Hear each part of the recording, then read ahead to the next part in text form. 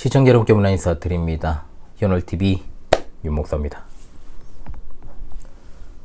수요 사도신경 해설 시간입니다. 이 시간은 일부 사장이 되겠습니다. 우리는 지금 전능하사 천지를 만드신 하나님 아버지를 내가 믿사오며 라는 창조주 하나님에 관한 사도신경의 부분을 공부하면서 창조신앙과 섭리가 어떤 것인지를 공부했고, 이제 이번 시간에는 창조와 섭리신앙을 어떻게 우리가 삶 가운데서 실천해 나갈 것인가, 여기에 대한 학습의 시간을 갖도록 하겠습니다. 관련 하나님의 말씀은 창세기 45장과 50장에 나오는 요셉에 관한 내용이 되겠습니다. 창조를 믿고 또 섭리를 믿는다라고 하는 것이 자주 누차 설명을 드렸습니다만은, 과거에 창조라는 사건이 있었다, 그리고 현재 섭리라는 게 존재한다, 이걸 그냥 인정하는 것을 넘어섭니다. 인정하고 그렇게 믿는 거 그다지 중요하지 않습니다. 왜 그러냐면 그 다음으로 넘어가지 않으면 그것은 실제 삶에서 체현되지 못한 죽어있는 교리가 되기 때문에 그렇습니다. 물론 어떤 사람이 창조와 섭리를 인정하든 인정하지 않든 그것 때문에 무슨 창조와 섭리가 없어지는 건 아니지요. 하지만 창조와 섭리를 인정하지 않고 믿지 않는 자들은 분명 이 사실을 믿는 것으로부터 얻는 유익을 전혀 얻을 수 없다는 것은 분명합니다. 에베소 2장 12절 이하에 그런 자들을 가리켜서 이렇게 말하죠. 이 세상에서 소망이 없고 하나님도 없는 자다. 또한 창조와 섭리의 그 사실을 인정한다고 해도 이로부터 오는 유익을 전혀 생각해 보지 않은 이들은 이 유익에 깊이 있게 동참하기도 힘듭니다. 그렇다 하면 하나님의 창조와 섭리를 인정하고 믿는 자로 어떤 생각으로 살아가야 하는지를 우리가 살펴볼 필요가 있다는 거죠. 창조와 섭리를 진정으로 인정하고 믿는 사람들은 세 가지를 믿는 사람들이다. 이번 시간에 이 세 가지의 핵심을 꼭 기억하시면 이번 시간 여러분들에게 큰 도움이 될 것입니다. 자, 첫 번째, 창조와 섭리를 믿는 자는 끝까지 인내할 수 있는 사람입니다. 아멘. 자, 어떤 사람이 하나님을 믿고 살아가고 있습니다. 그런데 그가 살아가다가 너무 이 세상의 복잡한 삶의 과정 속에서 모진 역경과 시련과 어려움을 겪게 된 겁니다. 절박하고 너무 어려운 상황에 놓인 그가 어떻게 생각하고 행동해야 과연 하나님을 믿고 섬기는 사람답게 정말 생각하고 행동하는 것인가? 어려움이 생기자마자 하나님이 어디 있느냐 이렇게 외친다거나, 또 하나님 계신다 해도 나의 어려움은 외면하시니까 그는 쓸모가 없다 외친다거나 하면, 그가 어떤 당하는 슬픔과 고통은 인간적으로는 이해가지만 그는 참된 의미에서 절대로 하나님을 믿는 사람이 아니죠. 적어도 그 순간에는 하나님을 믿지 않는 사람이요, 하나님의 창조와 섭리를 믿지 않고 그것을 자기 자신에게 적용하지 않는 사람이라는 것은 분명합니다. 모든 것이 자기 뜻대로 생각한 대로 일이 풀릴 때만 하나님 섭리를 이야기하고, 잘 풀리지 않거나 또 복잡할 때는 원망과 불평만 쏟아내는 삶, 이거는 하나님의 섭리를 믿는 사람이 아니죠. 하나님의 섭리를 믿는다라고 하는 것은 우리가 인간이 가지고 있는 천박한 생각을 너무나도 훨씬 뛰어넘는 좀 고차원적이라는 것을 기억하십시오. 하나님의 창조, 즉 하나님께서 이 세상 만물을 만드신 것을 인정하고, 또한 이 세상에서 일어나는 모든 일이 다 하나님의 창조적인 능력으로 되는 것임을 인정한다면, 동시에 도무지 견딜 수가 없고 이해되지 않는 내가 겪고 있는 현재의 상황 또한 나를 사랑하시는 하나님의 손길에서 온다라는 것을 인정해야 되는 것이죠. 욥의 상황을 보십시오. 욥과 같이 진짜로 말은 하늘에 날벼락이죠, 이건. 그런데 그 어려움이 그냥 적당한 어려움이 아닙니다. 그런 어려움이 내게 임하는 이유를 알 수 없는 경우라고 해도 그것이 하나님께로부터 임하는 것임을 믿는다면, 우리는 그것도 참으로 지혜로우신 하나님의 경륜에서 내게 임하는 것을 믿고 참고 인내할 수 있습니다. 목사님 너무 말 쉽게 하는 것 아닙니까? 그럼 어떻게 가르쳐야 되지 쉽게 하는 겁니까? 이게 성경의 가르침이니까 가르침을 드리는 것이고, 이것이 신앙의 원리니까 이 원리를 말씀을 드리는 것입니다. 성경에 나오는 모든 신앙인들은 이렇게 살았습니다. 이렇게 살았어요. 그러면 이렇게 말해야지. 그걸 갖다가 현실에서 적용하지 않는다면 그 죽어있는 교리 믿어서 못 할 거 됩니까? 안 그렇습니까? 그 신앙의 선배들이 그렇게 할 수 있었던 것은 그들의 마음 가운데 분명히 말씀드립니다. 하나님의 섭리에 대한 것으로 가득 차 있었기 때문입니다. 아멘 하십시오. 살아가면서 우리가 다른 사람으로부터 고통받고 또 상처받는 경우가 적지 않게 있죠. 내가 또 주기도 하고 내가 받기도 하고, 분명히 어떤 상황 속에서도 그것이 제일 원인은 하나님이시고, 또한 그 사람들이 제2 원인이라 했을 때 우리는 궁극적으로 제2 원인인 그들보다 그 배후에 있는 하나님의 선하신 손길을 먼저 생각하므로 우리가 그들이 잘못하는 것에 대해서 관대하게 용서할 힘을 얻게 되는 것이지, 단순하게 사람을 보며 세상을 보고 그 사람을 봤을 때 용서가 되는 게 아니죠. 왜 용서할 수 있는가를 그 배후에 계신 하나님을 보고 판단을 해야 한다 이 말입니다. 성경의 기록 가운데 섭리를 믿기 때문에 정말로 자기 자신에게 잘못한 이들을 진정으로 용서했던 대표적 인물, 아까 제가 관련 구절이라고 했던 창세기 45장 50장 요셉이죠. 요셉이 45장에서 이렇게 말을 합니다. 나는 당신들의 아우 요셉이니 당신들의 애굽의 판자라. 당신들이 나를 이곳에 팔았으므로 근심하지 마소서, 한탄하지 마소서. 하나님께서 생명을 구원하시려고 나를 당신들 앞서 보내셨나이다. 그런즉 나를 이리로 보낸 자는 당신들이 아니요 하나님이시라. 아멘. 이것이야말로 하나님의 섭리에 관한 가장 기가 막힌 진술이다. 성경에서 창세기 45장 4절로 5절 그리고 8절의 말씀입니다.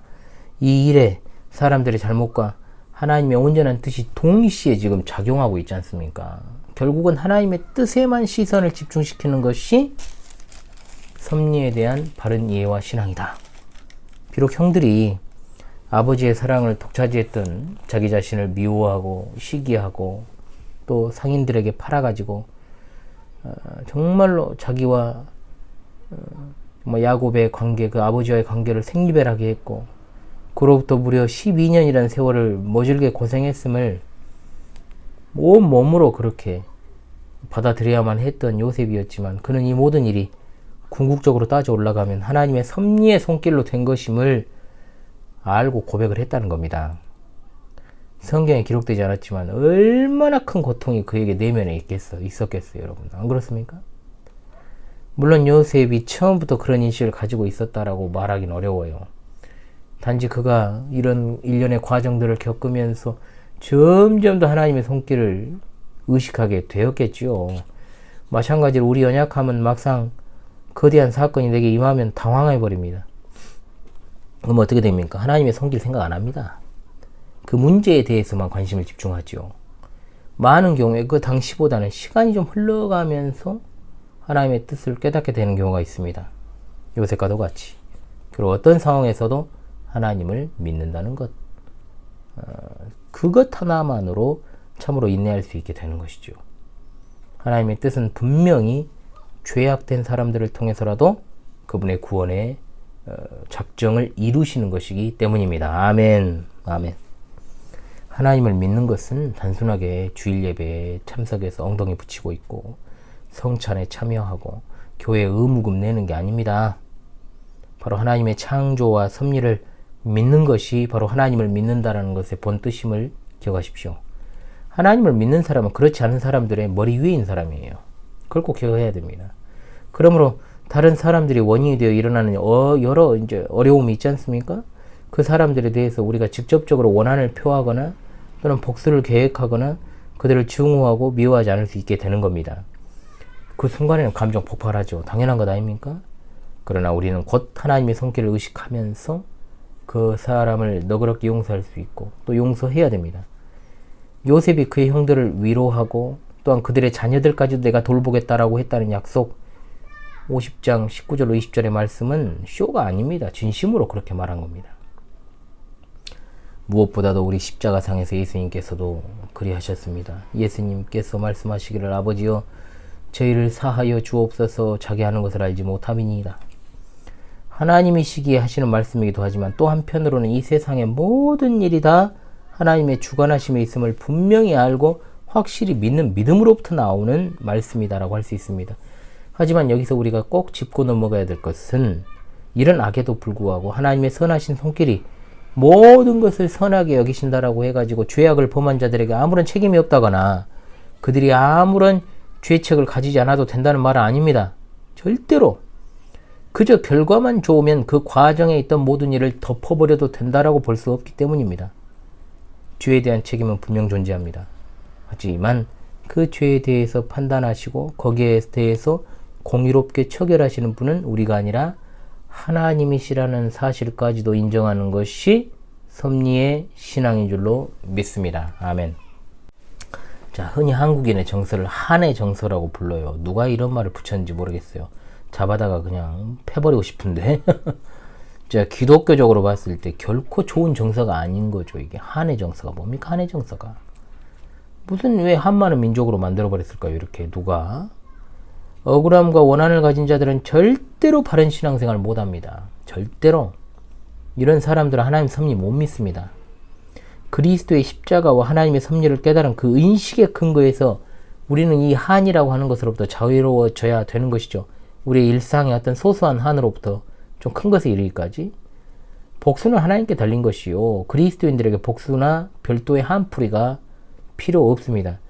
이미 십자가에서 그런 모든 문제를 다 해결하신 그 사실을 믿어야 됩니다. 그런데 그렇게 하지 않죠. 그리스도인 된 우리의 가슴 속에 더 이상 한의 문제가 남아있을 수 없습니다. 따라서 이런 어떤 민족적인 정서를 이용한 기독교계 이단들이 많이 판을 치고 있지 않습니까? 예전부터 귀신론이라든지 가계 저주론이라든지 이런 어떤 이단들이 그래서 득세하고 있는 것입니다. 그리고 두 번째입니다.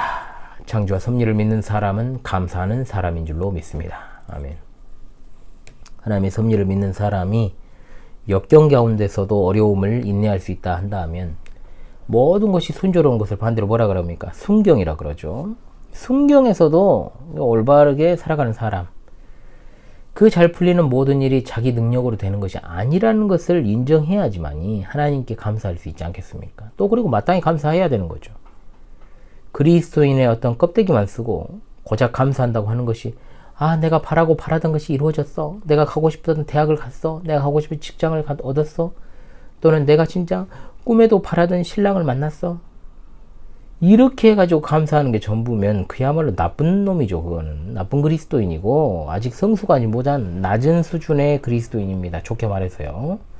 엄격하게 말해서 우리가 이 세상에 존재하는 것 자체만으로도 우리는 감사해야 되는 거죠. 하나님께 참으로 감사할 수 있는 사람은 하나님의 섭리를 인정하는 사람입니다. 왜냐하면 일어나는 모든 일의 원천이 하나님이시라는 것을 아는 이는 섭리를 믿는 사람 외에는 없기 때문입니다. 그러므로 하나님의 섭리를 참으로 믿는 사람은 잘 되거나 잘 안 되거나에 상관없이 전천후로 하나님께 감사하는 사람입니다. 그것은 일어나는 모든 일의 배후에 하나님의 손길이 계심을 인정하는 행위이기도 합니다. 우리의 감사의 원천은 어디입니까? 바로 나의 죄를 사하시려 나를 대신하여 골고다 언덕에서 십자가에서 보혈을 흘리신 내 안에 계신 예수 그리스도 때문입니다. 그 구원의 놀라운 은혜에 감사하며 감격하며 우리는 어떤 상황 속에서도 그 구원의 감격으로 인해서 다른 모든 역경을 갖다가 다 파괴시키는 겁니다. 물론 범사에 감사한다라는 것 경험상으로도 쉬운 일이 아니지요.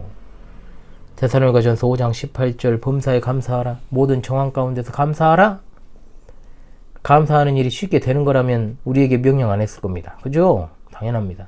그러면서 이는 그리스도 예수 안에서 너희를 향하신 하나님의 뜻이니라고 분명히 말씀하며 감사의 근거가 무엇인지를 분명히 밝히고 계십니다. 에베소 5장 20절의 말씀 범사에 우리 주 예수 그리스도의 이름으로 항상 아버지 하나님께 감사하며 라고 했는데 그리스도인들에게 있어서 그 감사의 최종적 근거는 바로 예수 그리스도와 그분이 이루신 구속의 행위로 인한 유익이다. 그리스도께서 우리를 위해서 해주신 일을 생각하면 우리는 어떤 삶의 상황과 정황 속에서도 하나님께 참으로 감사를 드릴 수 있게 되는 겁니다. 하나님의 창조와 섭리는 우리로 하여금 모든 일에 있어 하나님께 감사하는 사람으로 만들어 가는 것입니다. 그러므로 우리가 이제는 좀 감사의 제목을 바꿔야 됩니다. 감사하는 마음이라는 것은 결코 무엇이 잘 되었을 때 나의 바라던 소원이 이루어졌을 때 그것이 전혀 나의 노력의 결과로 그리 되었다고 생각하지 않는 마음. 설사 내 자신이 노력했다고 할지라도 참으로 감사하는 자는 자신의 노력과 애씀으로 그 결과가 나왔다라고 절대로 생각하지 않습니다. 내가 노력한 것도 하나님께서 주셔서 가능한 거고, 내가 애쓴 것도 하나님께서 주셔서 가능한 것입니다. 하나님께서 하나부터 열까지 모든 과정에 개입하여 계시는데 하나님께 감사하지 않으면 도대체 누구한테 감사할 것입니까? 감사의 최대의 적이 뭡니까? 바로 자랑하는 마음입니다. 자랑하는 마음. 큰 대적이죠. 감사하는 마음은 곧 자신을 자랑하지 않는 마음입니다. 어떤 일을 해도 하나님 앞에서 하는 자는 감사하는 자가 될 수 있고, 아주 사소한 일 하나를 해도 사람 앞에서 하는 자는 전혀 하나님께 감사하는 자가 아닙니다. 그리고 이 땅에서 상을 다 받아버리잖아요. 사람들의 박수와 칭송을 항상 갈망하기 때문에 진짜 소위 말해서 오른손이 하는 일을 열 발가락까지 다 알게 하는 사람들 있잖아요. 그건 구제가 아니죠. 진짜 바울 사도는 자랑하는 자는 주 안에서 자랑하라고 분명히 여러 차례 권면하지 않습니까?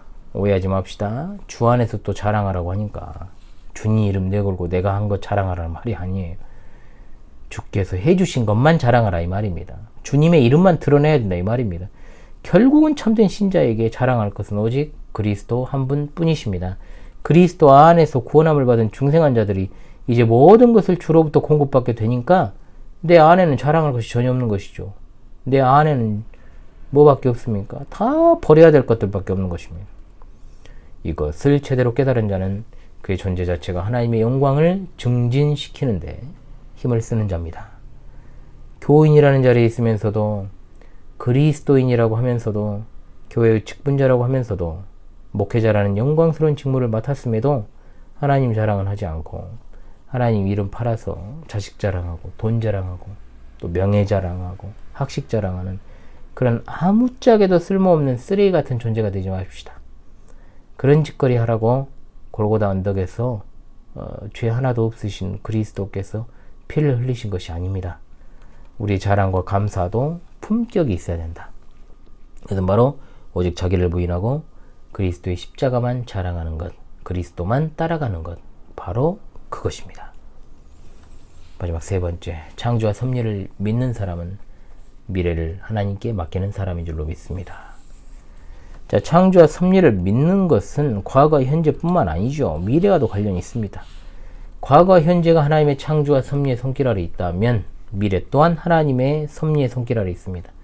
로마서 8장 38절 39절 사망이나 현재 일이나 장래 일이나 다른 아무 피조물이라도 제가 생략해서 말합니다. 우리를 우리 주 그리스도 예수 안에 있는 하나님의 사랑에서 끊을 수 없다라고 분명히 말씀합니다. 따라서 하나님께 미래를 맡긴다? 장래에 대해서 절대로 걱정과 쓸데없는 불안을 가지지 않습니다.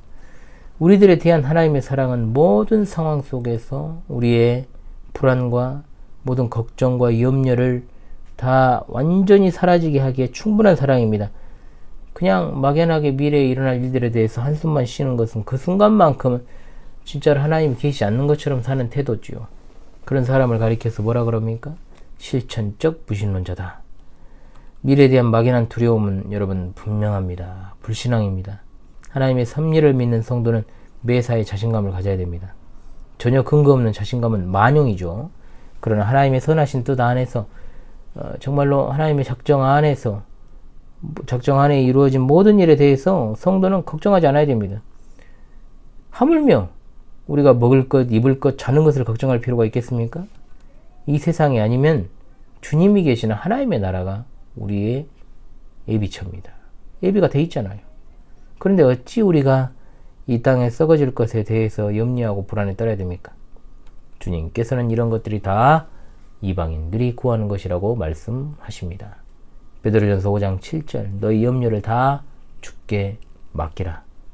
빌립보서 4장 6절 아무것도 염려하지 말고 다만 모든 일에 기도와 간구로 오직 너희 구할 것을 감사함으로 하나님께 아뢰라. 할렐루야. 또한 하나님께 미래를 맡기는 자는 어떤 사소한 것이라고 할지라도 자기 뜻대로 하지 않는 사람입니다. 하나님을 배제한 채 어떤 일을 계획하고 미래를 도모한다? 어리석은 자죠. 야고보서에서 내일 일을 너희가 알지 못하는도다. 너희 생명이 뭐냐? 너희는 잠깐 보이다가 없어지는 안개라 그랬습니다. 하나님을 염두에 두지 않고 장래일을 고민하고 계획한다? 하나님의 섭리 믿지 않는 자죠. 그래서 어제 제가 이번 주 하나님 말씀에서도 그렇잖아요. 어리석은 부자 이야기를 하면서 그런 사람이 바로 어리석은 사람이죠. 우리는 항상 기억합시다. 내일 당장, 아니 잠시 후 당장 내가 이 세상에 존재하지 않을 수 있다. 또한 이런 주님의 뜻 안에서 세우는 계획도 분명 그의 나라와 그를 구하는 것이 되어야 됩니다. 아무것도 아닌 물건 하나를 고를 때도 그런 생각을 가지고 살아간다면 우리 삶이 얼마나 하나님이 기뻐하시는 풍요로운 삶이 될 것입니까? 우리의 어떤 존재의 의미를 잊지 말아야 됩니다. 우리 인생의 주인은 우리가 아닙니다. 하나님이십니다. 우리는 그분이 다스리시는 하나님 나라의 백성들인 줄로 믿습니다. 아멘. 결론 내립니다. 창조와 섭리를 믿는 사람은 이 땅을 살아가면서도 역경 가운데서도 인내하고 또 잘 풀리는 순경 가운데서도 나로 인해서 그렇게 된 것이 아니라 하나님 때문에 그렇게 되었다라는 것을 인정하면서 감사하는 삶을 살아갑니다. 또한 미래에 대해서 쓸데없는 염려로 시간을 보내지 않고 또 하나님의 사랑과 그 놀라우시고 선하신 뜻을 염두에 두면서 무슨 일이든지 하나님 나라와 그를 위해 모든 계획을 세워 나가는 것이죠. 하나님으로 인해 내가 존재하고 있습니다. 하나님 때문에 내가 살아갑니다. 하나님의 뜻을 이루기 위해서 하나님 사명 감당하려고 내 삶이 주어졌습니다. 아멘. 이 사상이 우리 사상입니다. 이것이 모든 것의 원천입니다. 우리는 어떠한 상황 속에서도 하나님께 내 전 존재를 맡기고 인내하고 감사해야 되는 것이죠. 자, 오늘 사도신경 해설 네 번째 시간 창조와 섭리신앙의 실천적 의미에 대해서 공부를 했습니다. 아무쪼록 여러분 우리의 신앙 여정에 있어서 정말로 피가 되고 살이 되는 내용이기 때문에 잘 생각하고 인식하고 숙지하시고 하나님의 뜻을 따라 바르게 신앙의 여정을 계속 수행해 나가시는 여러분 되시길 바랍니다. 다음 시간부터는 이제 성자 예수 그리스도에 관한 고백 사도신경 이제 제 2부에서 찾아뵙도록 하겠습니다. 지금까지 현월TV 윤목사였습니다. 수고하셨습니다.